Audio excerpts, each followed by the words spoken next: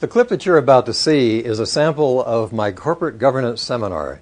I think you'll like this. This is a chance for boards and for CEOs and senior executives to learn and participate in better governance and better communication with each other.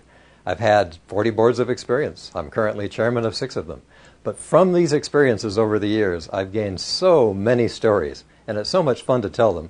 We have a chance together to share these stories, to begin to laugh and cry as it's appropriate, and to see the real examples of real corporate governance, good and bad, in action.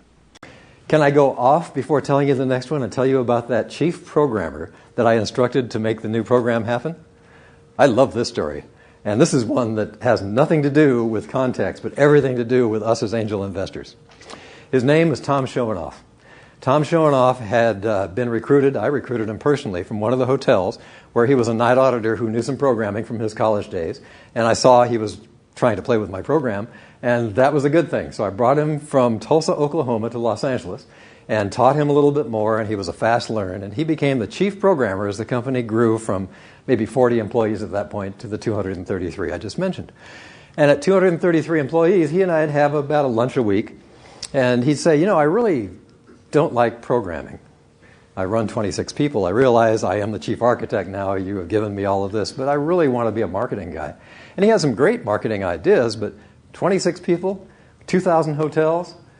We had 16% of the world's market, 22% of the U.S. market, and this is the guy who I trusted to do it all, telling me he doesn't want to do it anymore. I said, Tom, you can't do that. He said, I've got to, or I'll have to leave you. I said, Tom, you can't do that. You can't leave. And he said, well, I've got to, and I'm going to. And so he did. He sold his home in Orange County, California at the top at that particular time, and there have been many tops since, and disappeared. And that was 1990.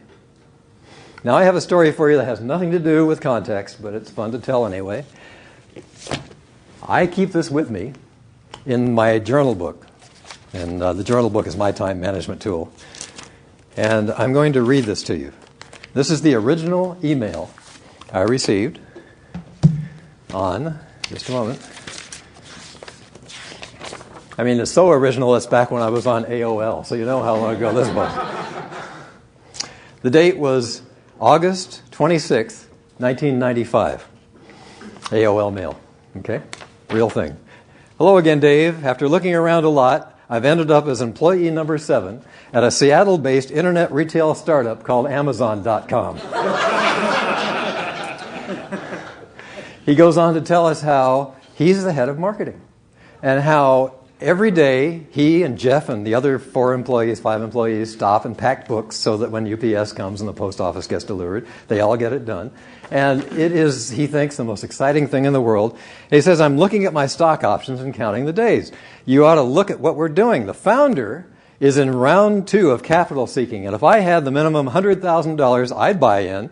This from a cautious, unnaturally dubious insider. And he goes on to say, if you'd like, I'd introduce you to the founder. I'm sure that he would love to meet you and take your money. And I wrote him back and said, gee, Tom, good to hear from you. Keep me informed.